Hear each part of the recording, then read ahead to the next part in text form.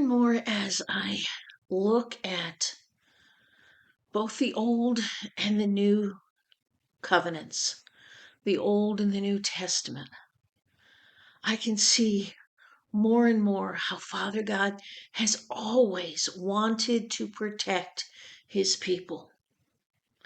And one of the foundational parts, his protection, is relying on his strength and not our own. But now that we have finally gotten to the actual armor of God that is listed in Ephesians 6, there's a foundational portion of that armor, and that is his truth over our truth.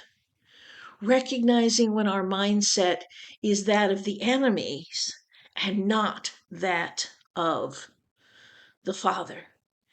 And it's with this foundational principle that we do warfare against the enemy's mindset, not only in the world, but in our own thinking. And we've added to the foundational truth of his power, that the foundation relies on his strength, that it is his responsibility to cause us to stand over and over and over again. But now that we're at the actual armor of God, part of what I wanted to discuss is it is actually his armor that he's sharing with us. In Isaiah 59, it talks about his armor, that when he could not find a man to intercede, he said, I'll deal with it myself. And he put on his righteousness like a breastplate and his helmet of salvation, his mindset on what he intended to give us in salvation. But today, the armor that we're talking about for us is first the belt of truth. And everything else hangs on that belt. In the description of a Roman soldier's armor, the belt was what supported and strengthened the core. It gave them balance, and they wore it all the time, even when they weren't wearing any other armor.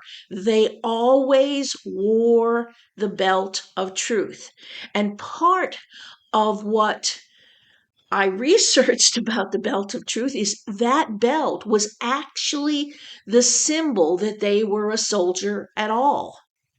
So whether or not they were facing any other battle in their lives, they wore the belt. And we need to wear the belt of truth.